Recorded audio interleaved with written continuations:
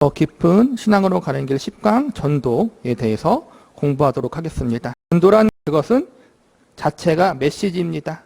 고린도전서 1장의 내용은 십자가란 무엇인가, 십자가의 방법과 내용을 생각해 보라. 그리고 사람들이 볼 때 십자가란 하나님이 이를 왜 그렇게 하셨을까 싶지 않느냐 하는 것입니다. 성도들 가운데에서 이렇게 생각하는 신자들이 많습니다. 왜 하나님께서 우리를 구원하기 위해 십자가 같은 그런 방법을 택하셨을까? 좀 더 센 방법으로 하지 않고. 그러나 이것은 깊이 깨닫지 못해서 그러는 것입니다. 얼마나 깊고 풍성하고 또 어떤 의미에서는 그럴 수밖에 없었다는 것을 우리가 모르고 있는 것입니다. 그래서 십자가를 24절에서 이렇게 진술하고 있습니다. 오직 부르심을 입은 자들에게는 유대인이나 헬라인이나 그리스도는 하나님의 능력이요 하나님의 지혜니라. 우리가 죄를 용서받고 하나님의 자녀가 되어야 되는데 굳이 왜 예수님을 통해서 믿어야 되는가? 왜 그 예수님이 십자가를 지셔야 하는가? 왜 내가 죄인이라고 인정하고 하나님 앞에 회개하고 예수님을 구주로 영접해야 하는가?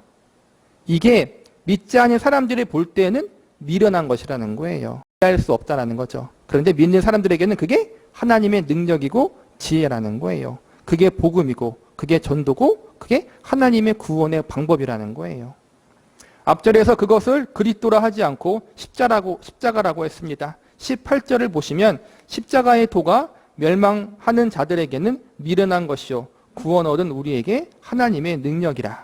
이렇게 진술되어 있습니다. 그래서 하나님께서 지금 우리에게 허락한 구원의 도, 말하자면 기독교 신앙, 이것이 우리로부터 비롯된 것이 아님을 설명하면서 고린도전서를 분쟁에 관한 경고로 가득 채웁니다. 그들이 분쟁하는 가장 큰 이유는 구원 문제에 있어서 스스로 자기에게 무슨 어떤 근거가 있다고 생각해서 일어난 싸움들입니다. 곧 나는 너보다 낫다라는 것입니다. 사도 바울의 말씀은 이렇습니다. 너희가 무엇이 낫단 말인가? 너희가 만든 것이 무엇인가? 너희가 만들고 너희가 생각하는, 그래서 너희가 얻는 것이 뭐가 있는가? 아니다. 이 모두 하나님께서 다 허락하신 것이다. 요즘은 뜻밖의 전도가 굉장히 기술화되어 가는 것을 봅니다. 다른 말로 하면 전도하는 자들이 완전히 테크니션이 된 것 같습니다. 전도인들이 여러 가지 성공의 확률이 높은 방법을 고안하고 있는데, 그런데 그것이 방법이라는 뜻으로 쓰이는 것이 아니라 우리의 열심의 표현으로 나타나는 것이어야 합니다. 우리가 이렇게 전도 잘하는 것, 테크닉화하는 것이 효과적이라는 것이 아니라 그렇게 하는 것은 사실상 우리의 정성입니다. 곧 하나님께서 우리에게 허락하신 이 복음에 대한 우리의 열심이고 한 영혼을 사랑하는 정성이지, 그래서 전도가 잘 된다는 법은 아닙니다. 왜냐하면 전도란 미련한 것이기 때문입니다.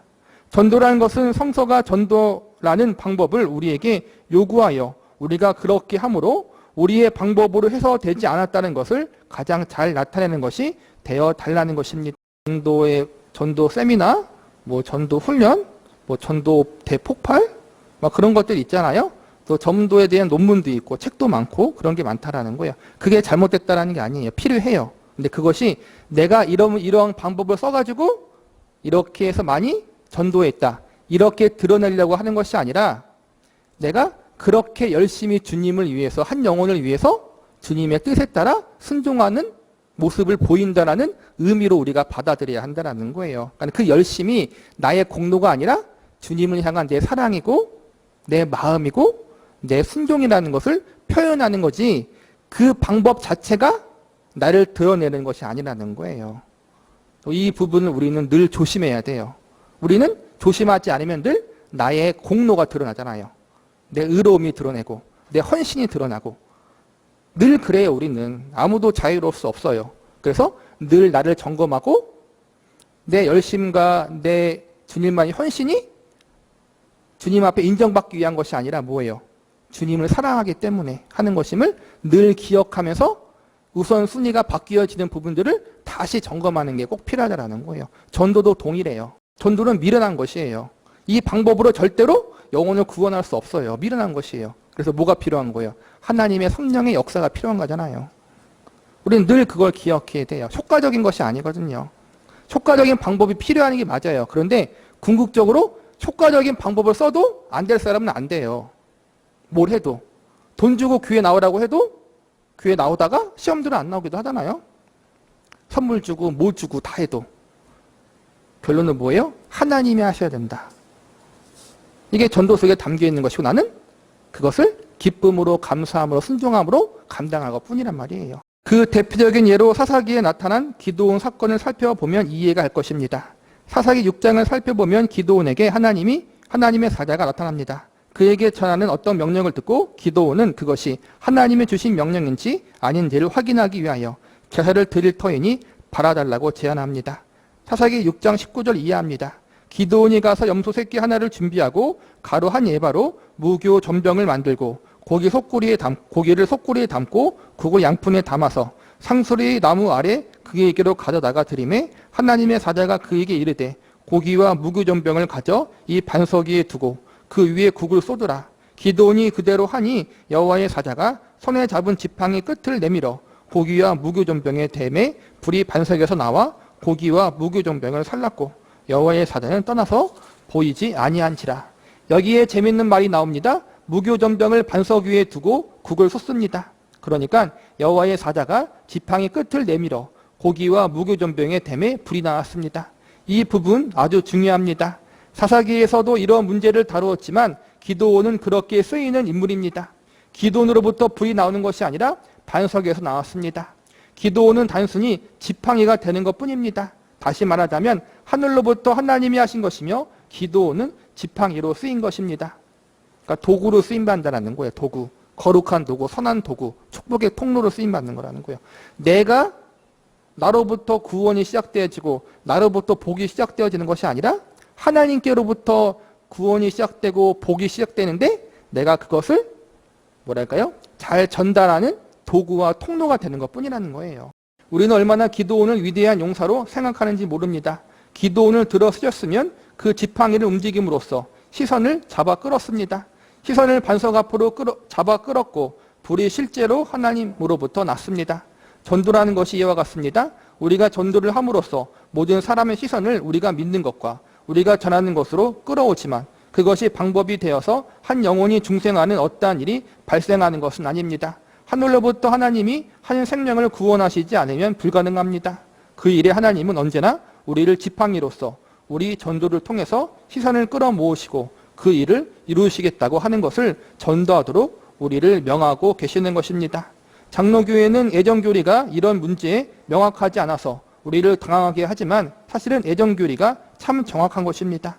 이런 면에서 그러합니다. 잘못 오해하면 다 하나님이 하시니까 그러니까 우리는 가만히 있어야 되겠구나라고 하기 쉽지만 그렇지 않고 지팡이 끝을 대어야만 합니다. 그러나 명심할 것은 우리가 전도를 해야만 구원의 사역이 이루어지고 그렇지 않으면 하나님이 못한다는 것이 아니라는 점입니다. 곧 우리가 그 일이 이루어지는 어떠한 조건이 아니라 우리를 들어 쓰시고 하나님의 구속사에 우리를 동참케 해주시는 것이라는 말입니다. 그것 자체가 은혜입니다. 그래서 전도는 우리가 열심히 해야 되는 것입니다. 그러나 그것이 내 능력, 내 수준에 의한 산물이 아니라 하나님께서 나를 값없이 은혜로 부르셨고 다만 불쌍히 여기고 사랑하사 구원하신 것처럼 오늘도 한 영혼을 구원하시며 그런데 나를 쓰셨다는 것을 나타내는 것이 전도입니다. 그리고 그것이 내 손에 있지 않고 하나님의 은혜로 말미암는 것이라는 것을 가장 잘 나타내는 방법 또한 전도인 것입니다. 우리는 그렇게 쓰임받고 그것의 방법 자체가 전도라는 것으로 그렇게 그 일에 일조를 해야 하는 것입니다. 하나님은 그렇게 많은 사람을 구원하셔서 오늘도 역사하시고 우리를 불쌍히 여기시고 사람들을 사망의 자리로부터 구원해 내시는 사역을 하는 줄을 우리에게 알게 하시는 것입니다. 그런데 전도를 자기 방법으로 알고 있는 사람은 전도에서 열매 없는 사람을 깔보거나 자기가 하나님 앞에 많이 쓰이는 실력 있는 사람이며 실력이 자기에게만 저장되어 있는 사람으로 오해하거나 착각하게 됩니다. 그러나 그렇지 않습니다. 이런 착각 때문에 전도를 하고 감사가 없습니다. 지팡이 같은 차원에서 전도자의 자세를 갖춰야 합니다. 하나님께서 전도에 있어서 미련한 방법을 동원하신 이유가 무엇인가를 안다면 자랑 대신 늘 감사가 있을 것입니다. 전도왕이라는 게 있잖아. 방법론적인 게 분명히 있으면 좋아요. 그런데 또 한때잖아요. 영원히보다는 젊었을 때 전도왕이 나이 먹어서도 계속 그 전도왕으로 쓰이는 경우도 있겠지만 대부분 그렇지 않아요. 하나님이 허락하실 때 그때 이제는 하나님께서 쓰시는 거죠. 목회자도 마찬가지예요. 능력 있는 목회자, 정말 부흥을 일으키는 목회자를 보면은 하나님이 쓰실 때가 더 강하게 쓰실 때가 있어요. 그 강하게 쓰실 때 하나님이 또 부흥을 주시고 많은 역사를 주셔요. 그런데 항상 그렇게 쓰시는 건 아니란 말이에요. 하나님이 그걸 통해 뭘 알려주시는 거예요? 능력이 나에게 있는 것이 아니라는 걸 알려주시는 거란 말이에요. 여기는 나는 이만큼 했는데 왜 당신들은 그렇게 못합니까? 전도가 가장 쉬웠습니다. 그 똑같은 거예요. 설교가 가장 쉬웠습니다. 알면 알수록 어려운 건데 여러분. 왜냐하면 내가 할 수 있는 게 아니거든요. 그러니까 우리는 모든 것, 신앙생활도 마찬가지지만 나에게 근거와 조건과 원인이 있다고 착각하면 안 된다는 거예요. 극단적으로 표현하면 전도란 한 영혼을 구원하는 방법으로 제일 나쁜 방법인 셈입니다.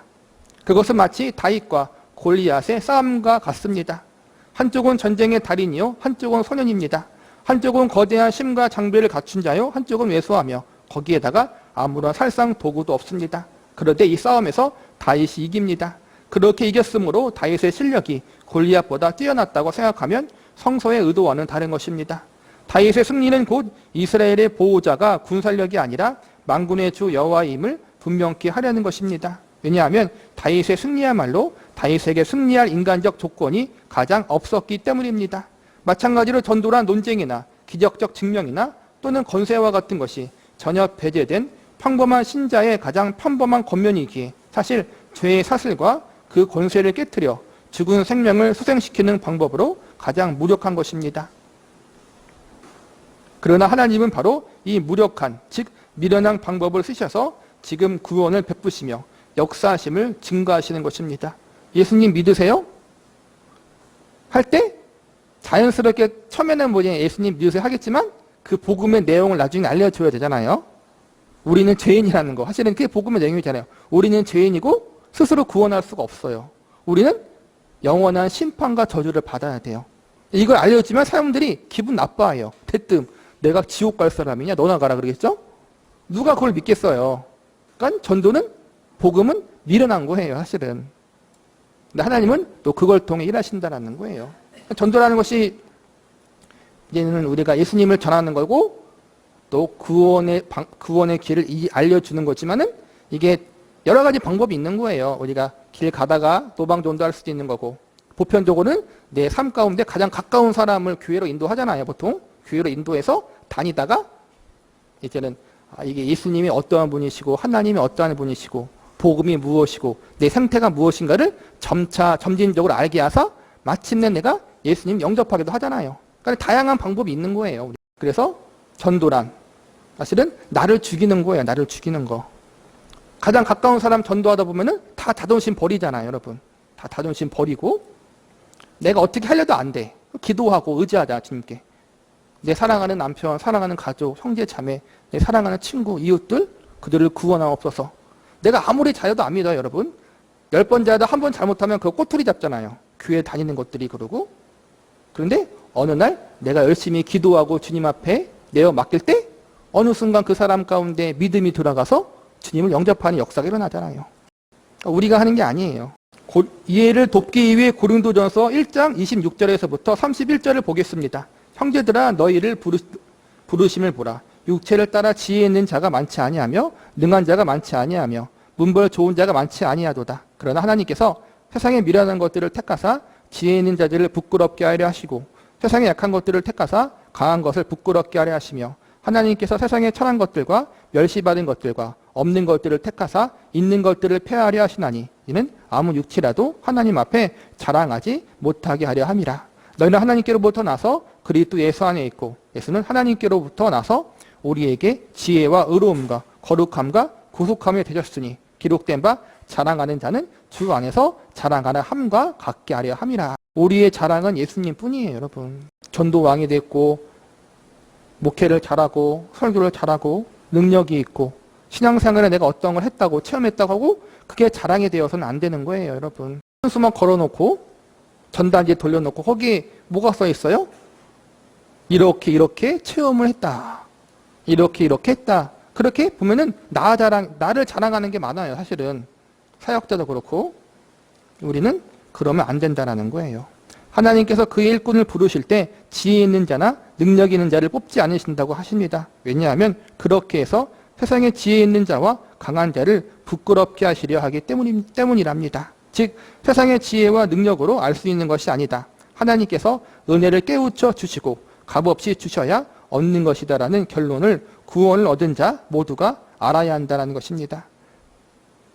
믿는 자의 대부분을 보면은 있는 사람도 분명히 있죠. 왜냐하면 하나님은 가난한 사람들을 더 사랑하고 부자를 안 사랑하는 게 아니에요. 부자도 사랑하고 가난한 사람도 사랑해요. 다 사랑해요. 그런데 이제는 평균 확률적으로 보면은 없는 사람들이 더 주님을 더 잘 믿으려고 한다는 거예요. 왜냐하면 심령이 가난하기 때문에. 부자들은 풍요로우니까 가난한 부분이 없어요. 심령이 메마른 부분이 적다라는 거예요. 갈급한 게 적다라는 거예요. 근데 가난한 사람, 연약한 사람들은 더 갈급하게 되는 거란 말이에요. 그런 부분이 있겠지, 있죠. 대부분 보면은 연약한 자들이 많아요, 교회에는. 근데 이런 모습을 볼 때 하나님은 잘난 자, 능력 있는 자를 우선순위로 뽑는 게 아니라는 거예요. 모두 다 은혜로 뽑는 거예요, 은혜로. 은혜로 세우시고 은혜로 부르시는 거란 말이에요. 그래서 우리는 자랑할 것이 없는 거예요. 그런데 조금 더 많은 체험을 했다. 조금 더 많이 배웠다. 조금 더 내가 잘한다. 그걸 갖고 자랑질을 하는 사람들이 많다는 거예요. 우리는 그 부분을 늘 조심해야 돼요. 즉 세상의 지혜와 능력으로 알 수 있는 것이 아니다. 하나님께서 은혜로 깨우쳐 주시고 값없이 주셔야 얻는 것이다라는 결론을 구원을 얻은 자 모두가 알아야 한다는 것입니다. 이것이 왜 그리 중요한가 하면 자신이 얻은 구원과 자신이 깨달은 복음이 자신의 지혜와 능력 때문이라고 생각하면 전도의 기도가 없어지기 때문입니다. 방법을 기교화하고 정교화해서 자신의 능력을 자랑하게 되어 서로 다투고 경쟁만 하고 구원을 주시는 하나님의 은혜를 구하지 않고 감사하지도 않게 됩니다. 전도뿐 아니에요. 설교도 사실은 기도 많이 안 하고 작성할 수 있어요. 글 잘 쓰면 돼요. 말 잘하고 여러분. 아마 이제는 설교를 기도 안 하고 설교를 준비하면 안 되겠지만 그런 사람도 있고 아예 설교를 준비 안 하고 말빨로 하는 사람도 많아요. 여러분. 그래도 그게 먹힐 때가 있어요. 인간적인 방법으로. 근데 참 불행한 거죠. 내가 잘해서 그랬다라고 착각하겠죠. 근데 그게 아니라는 거예요, 여러분. 내가 잘해서 잘 되면은 그게 저주예요, 여러분. 내가 잘나서 모든 게 잘 된 건 줄 아니까. 근데 기독교는 뭐예요? 내가 잘나서 되는 게 하나도 없거든요. 오히려 내가 못났고 죄인이고 쳐죽일 놈이라는 걸 알게 돼서 주님 앞에 납작 엎드리게 될 수밖에 없다는 거예요. 이런 나를 하나님이 쓰신다. 이런 나를 사랑하신다. 이게 우리의 믿음과 신앙의 근거잖아요. 출발점이잖아요. 그래서 우리가 안 되는 것도 은혜예요, 여러분. 되는 것도 은혜지만 우리는 이걸 잊지 말아야 돼요. 그래서 우리는 세상의 가치관과 다르게 살아야 돼요. 성공과 번영이 우리의 가치관이 되어서는 안 된다라는 거예요. 저기는 잘 되는데 우리는 왜 그런가? 이렇게 비교할 필요도 없는 거예요. 하나님께서 오늘도 우리에게 전도를 명하신 것은 그런 의미에서 우리를 불쌍히 여기신 것이요. 구원의 문을 지금도 열고 계신 것이기에 참으로 고맙고 감사한 일이 되는 것입니다. 그렇죠. 우리가 복음을 증거하게 하고 말씀을 선포하게 하시고 아직까지 주님을 알지 못하는 영혼들이 이렇게 숨쉬고 살아갈 수 있는 것은 하나님이 우리가 베드로 후서과 전서였나요? 공부했죠? 오래 참으사 모든 이들이 구원에 이르기를 원하시기 때문에 하나님이 지금 기다리고 계신 거란 말이에요. 기회를 주신 거란 말이에요. 내 말을 듣고 누가 마음이 변하면 감동하겠습니다마는 하나님께서 오늘도 죄의 사슬을 깨트리시며 어둠에 있는 영혼들을 불러내신다는데 우리가 가만히 있을 수 없지 않습니까? 우리는 모두 그러한 자리로 부름을 받은 거예요, 사실은. 그래서 믿는 사람들은 괴로워요, 사실은. 모르는 사람한테 그냥 예수님 믿으세요 하고 끝나면 또 좋겠지만 우리는 모르는 사람만 상대하는 것이 아니라 불신자 가족들을 상대해야 되고 불신자 친구를 상대할 때가 많잖아요, 여러분. 그들이 우리를 보면서 겉으로는 안 그러지만 교회에 다니는 것들이 하고 다 보고 있다는 거예요. 한번 나와 상관이 없는 사람한테 예수님 믿으세요 하고 끝나면은 그 사람과는 나하고 상관이 없기 때문에 그거 끝이에요. 근데 우리는 뭐예요? 가장 가까운 사람들한테 늘 감시당하고 있잖아요. 틈만 나면 뭐예요? 예수 믿는 것들이 더 그런다 하고 다니잖아요, 사실은. 그게 우리의 어찌 보면은 거룩한 짐일 수 있는 거예요. 거룩한 짐이에요, 여러분. 우리의 모든 말과 행동과 생각과 모든 것이 어찌 보면 하나님을 증거하는 통로가 될 수 있다는 거예요. 그래서 좋은 건 이게 힘든 거예요, 사실은. 믿는 사람끼리는 사실은 시험 들 수 있지만 믿는 사람들끼리는 그래도 시험에 들어도 서로가 시험에 들어도 하나님 욕은 안 하는데 믿지 않은 가족, 친구가 우리 때 시험 들면은 꼭 예수님 욕을 하잖아요. 우리는 참 뭐라 그럴까? 공인이라 하잖아요, 공인. 이제 연예인들, 공무원들, 뭐 그런 이제는 중요한 위치에 있는 사람들, 대중의 사랑과 지지를 받는 사람을 공인이라고 하잖아요. 그래서 작은 것 하나를 꼬투리 잡아가지고 사실은 그냥 넘어갈 수 있는 걸 쥐잡먹듯이 하잖아요. 그러니까 우리 그리스도인들은 공인이에요, 공인. 정말 하나님 앞에, 세상 앞에서. 그래서 믿지 않은 형제 자매들이 있다면, 가족들이 있으면 그 앞에 일부러 거룩한 척을 하라는 게 아니에요. 내가 스스로 거룩한 척하는 것은 나중에 드러나겠죠. 우리가 정말 성화된 모습으로 저 사람 내가 아는데 어릴 적 친구들, 가족들은 다 알잖아요. 성격이 정말 불같은데 그래도 예수님 믿고 나서 많이 변했네? 때는 그런 게 하나님을 드러내는 하나의 통로가 될 수 있는 부분이에요. 그래서 참는 거잖아요. 예수님 때문에 참는 것이고 예수님 때문에 더 우리가 믿음대로 살려고 노력하는 것이고 그러는 거 사실은 좀 뺑기 부릴 수 있고 유령 부릴 수 있고 더 뒤로 챙길 수 있지만 예수님 때문에 내가 그러지 않으려고 하는 거야. 사실은 그게 신자의 삶이고 성도의 책임이고 의무예요. 그게 쉬운 게 아니에요. 그래서 여러분 매일 봐야 하기 때문에 그래서 우리가 특히 믿음이 연약한 가족들 또 믿음이 없는 가족들 앞에서 모범이 돼야 돼요. 정말 말 하나하나 행동 하나하나 우리의 가치관 하나하나를 그들과 똑같다라고 여기면 안 된다라는 거, 똑같게 보이면 안 된다라는 거예요. 그래도 우리는 달라야잖아요. 교회 다니는 것만 우리가 다른 게 아니잖아요. 말하는 거, 행동하는 거, 생각하는 것, 그들이 우리를 볼 때 뭔가 달라야 되잖아요. 근데 우리는 안 다르잖아요, 사실은. 우리 가족, 친척도 마찬가지예요. 우리가 그들과 다른 게 뭐 있어요? 가치관이? 똑같잖아요. 그러니까 우리는 반성해야 돼요. 반성할 부분 반성해야 돼요. 그렇지만 감사한 건 그게 통로가 되지만 그럼에도 불구하고 하나님은 역사하신다는 거예요. 우리가 우리 가족의 거룩함을 보고 예수님 믿은 건 아니잖아요. 그렇죠? 그게 하나님의 능력이에요. 감사한 것은. 우리 누군가가 우리를 전도하고 복음을 증거하고 교회로 이끌어서 우리가 이제 어쨌든 우리가 예수님 믿게 된 거잖아요. 우리가 부족하고 연약하지만 하나님은 우리가 완벽하기 때문에 쓰신 게 아니에요. 부족하면 부족한 대로, 연약하면 연약한 대로 쓰시는 거예요. 하지만 그 가운데 우리는 우리의 연약한 부분들이 있다면 고쳐나가고 수정해 나가고 보완해 나가면 나가야 되는 거고 결국은 우리가 하는 게 아니라 하나님이 하는 것이다. 그리고 우리가 그 도구로 쓰임받는다. 이왕이면 그 도구로 쓰임받을 때 아름답게 쓰임받는 게 좋잖아요.